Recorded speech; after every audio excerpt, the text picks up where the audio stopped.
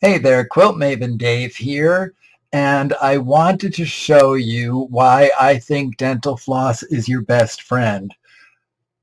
Here we have 8 points coming together right there. Not too shabby, huh? But aside from the dental floss, which you've already seen, our other best friend here is dog ears, and let me explain why. I'm using the chevron star block, and you can see it's made up of 8 different units. And what we do is sew these units together to make squares, and then we sew the squares together.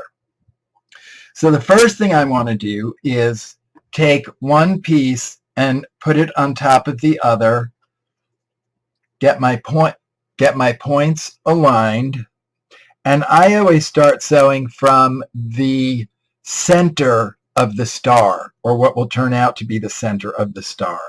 So I have this piece over this piece, and I'm going to sew 1/4 of an inch from here to here, and my seams nest, so I'm not going to be using any pins. So let me do that, and I will be right back. Okay, so I've got my 4 units cut. And you can see here that, and they're all pressed towards the seams are pressed towards the unit with the 2, what I call darker squares. And here's my dog ear, right there. You see that? Now, most of us just trim them off and go along our merry way. However, just because we trim them off does not mean they are correct. What I mean by that is when you trim the dog ear, is the seam coming directly out of the point of these 2 units? Is there an equal amount of turquoise and red so that this center seam comes right out at that point? So on this one, it does. And on this one, without trimming it, I can show you that it does. Because when I trim it, you can see they're going to be fine. This one I already showed you. And so now I have this one, and this is probably going to be fine. Then I have the last one, and I did this on purpose. You can see, because the red and the turquoise fabrics are not even, that when I trim that dog ear, the seam does not come directly through the point of this intersection.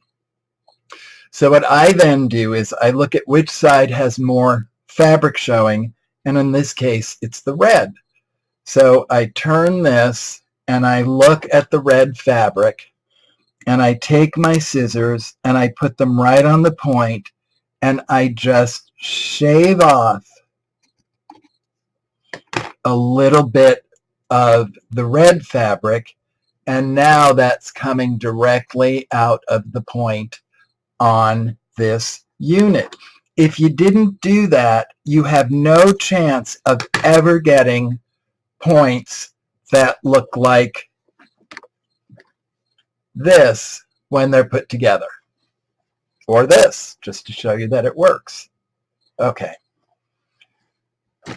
So now that I have these put together, what I'm going to do is I am going to, again, line them up as a star. I'll continue trimming my dog ears and put the units together. And then I'm going to sew these 2 units together and these 2 units together 1/4 of an inch from the edge of the fabric. So hang on, I'll be right back. Okay, so I sewed the squares together starting at the center and coming out, and then starting at the center and coming out.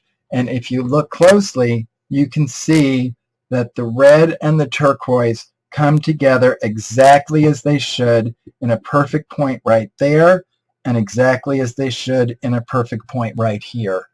Now, why do we go through all that trouble to get that? Because if you don't trim your dog ears and you don't get the seam, the two units coming together with this seam perfectly trimmed and this seam perfectly trimmed when you trim off the dog ears, then you don't stand a chance of this happening. So now we're on to the next step, and this is probably my favorite step because it's another way to use dental floss.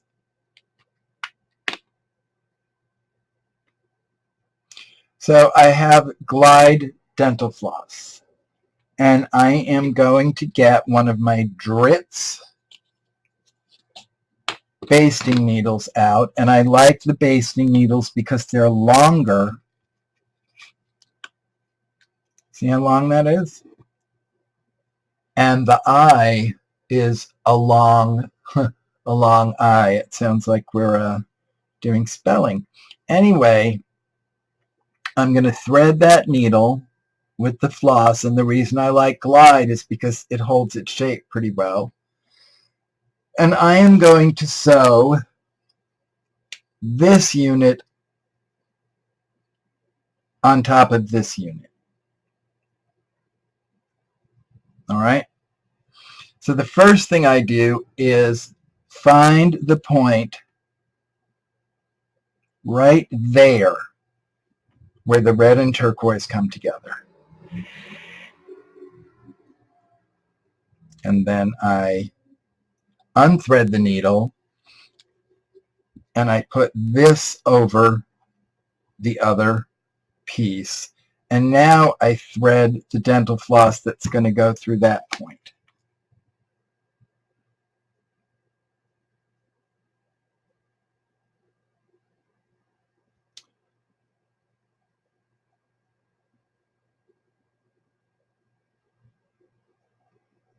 There we go.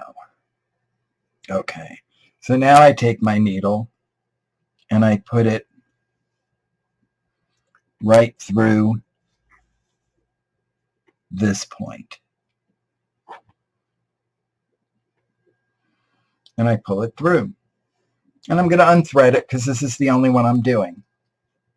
And then I get the dental floss, both sides, in my hand, and I give a little tug, not very hard, just like that.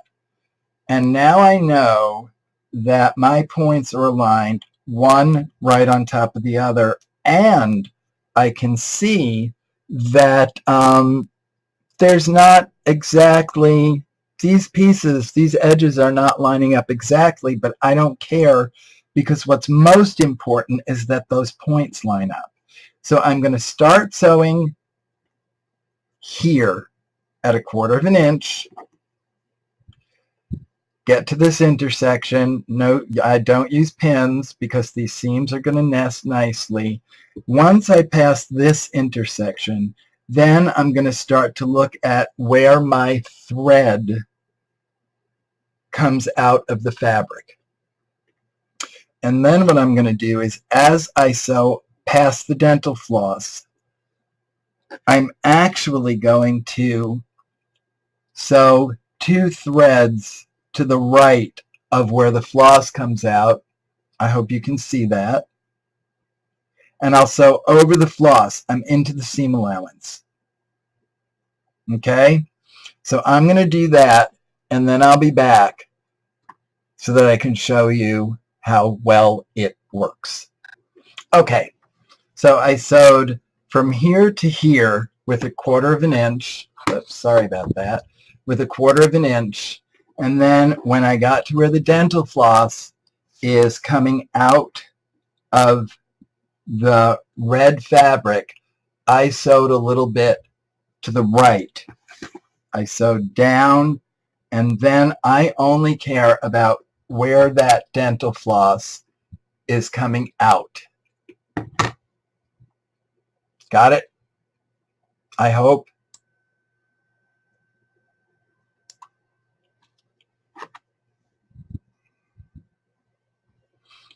All right, and now for the big reveal. I'm going to pull the floss out.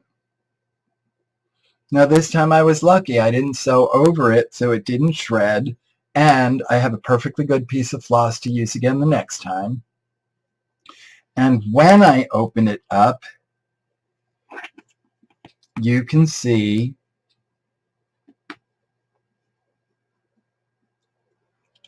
how the points come together. Not so shabby, huh? Not too shabby. Anyway, this shows you why I love dog ears and why I love dental floss. Thanks for taking the time to watch. I'll see you soon. This is Quilt Maven Dave signing off.